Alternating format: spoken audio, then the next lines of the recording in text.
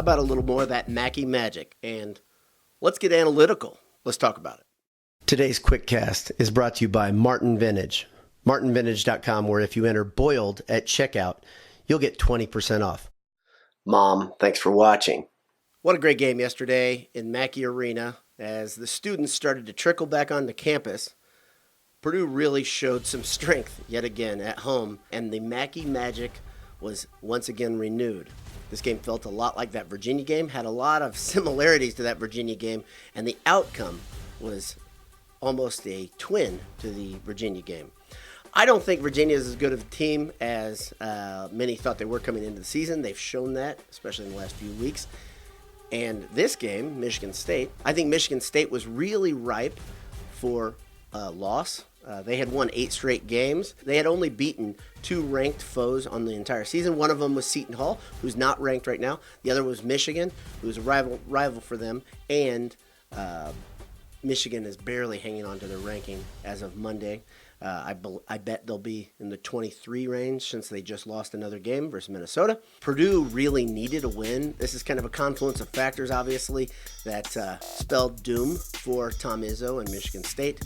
And Purdue really, really was ready to play. They played a great team game. They played fantastic defense. They just played from the jump. They were all over Michigan State, and then they got stronger as the game went by. One of the things that I loved about that game, obviously, was Michigan State generally bullies around their opponents, kind of tells them what they're going to do to them, and then does it. Guys like Tillman are Michigan State mainstays, where they just are stronger and bigger and badder than their opponent. But Purdue's bully, Travion Williams, did once again what he's been doing the last few games, as he scored 16 points and grabbed 7 rebounds. He played great. He forced his will upon Michigan State and set a tone. Of course, there were some other interesting stories in this game. Boudreau played 24 very significant minutes, scored 11 points, grabbed 5 boards, had 2 steals. It was by far his best game as a Boilermaker. Sasha had 10 points and 4 rebounds, and then had 3 blocks. Sasha Stefanovic had 3 blocks. That's crazy. And this is one of the reasons I've been saying for a while that if you want to compare Sasha to Matthias and Ryan Smith, because I think Purdue fans have naturally done that because of their ability to shoot, and maybe other reasons too. I think Sasha comes out on the positive side of this because his upside is pretty darn huge, and he's starting to show more and more of it in a tighter pattern.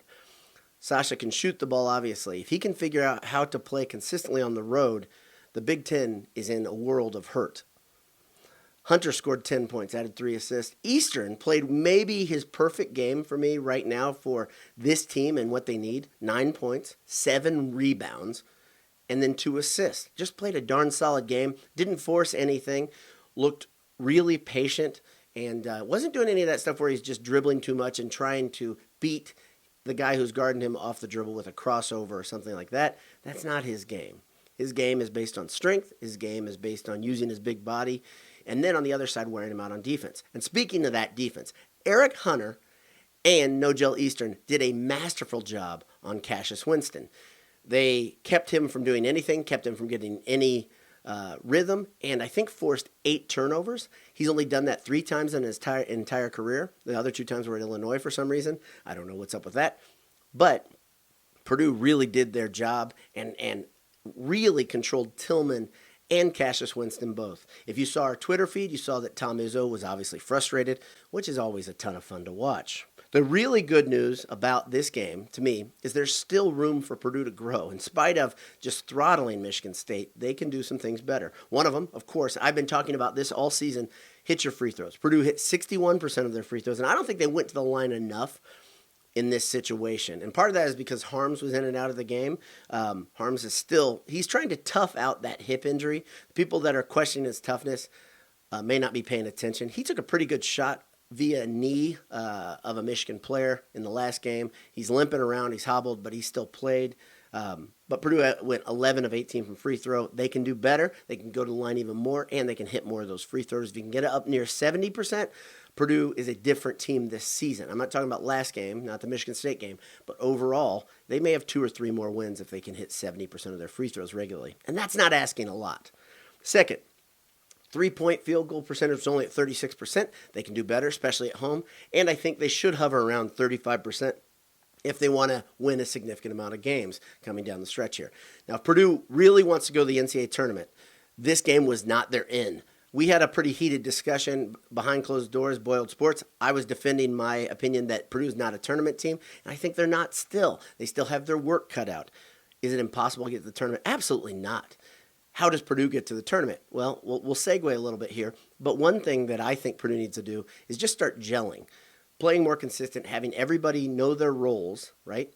And having everybody play like a team. Let's not forget, this is noteworthy. On this roster, there are no players left from the 2016 class, and that kind of matters to me because that's a big hole for a developmental program to have nobody in that class. That matters. It's a 9-man rotation. You have 7 to 8 guys that play consistent minutes. Only 6 of these players on the roster have played together at Purdue. And only 3 to 4 of those, I say 3 to 4 because if you look at who I'm talking about, only 3 to 4 of those guys have played significant minutes in key times in games. And that all matters. I've been trying to figure this out for a while. Why does this team play so much younger than they really are by class designation? And I think it comes down to these facts, that this team is actually not fully developed yet. The strength of Purdue when they're really humming along, the strength of Matt Painter's programs when things are going well, is really the development of players. And some of these guys really haven't developed at the rate we all expected, surely not at the rate that Painter expected, and that explains the red shirts this year. But they're not all there yet, in my opinion. This team has a long way to go in development, and as a group, they can develop a lot more, even in this season. So are they an NCAA tournament team? Not right now. They win over Michigan State. Michigan State did not make them an NCAA tournament team, but it took them a big step closer to an NCAA tournament. Obviously, the NCAA tournament committee always respects Tom Izzo coach teams. So a win over them is big. And a win over them on national TV and the way Purdue beat them, that really matters. But they need to win some more games. The real key is defend home court. And then the second thing, beat 1 or 2 of the teams that you should beat on the road. And there are plenty of opportunities there. There are teams that Purdue should beat on the road, even in this Big Ten season. My pal Dave, here from Boiled Sports, gave me a statistical analysis that it really hit home with me. He said Big Ten teams typically hold home court advantage and defend home court at a rate of 60 to 65% of the time. But this season, it's been around 71% of the time that the home court teams have won. That's a big deal. If Purdue can do what a lot of teams haven't done this season and go and win a road game or 2, that will really go a long way. So why is the Big Ten dominating itself at home and having a hard time on the road, even some of the good teams? And I think it can be explained away relatively quickly as a mental toughness issue. And that really that comes back to our Boilermakers, right? If Purdue can get consistently mentally tough, I think they can start winning some road games, especially the games versus teams that are in the lower part of the conference. There really shouldn't be an excuse of losing a road game against a team that's a lower part of the conference. And granted, the Big Ten is tougher this year than it was last year or the year before even. But you got to beat those teams on the road. Let's look right now at Ohio State as a cautionary tale. Ohio State was very, very, very good, especially early in the season.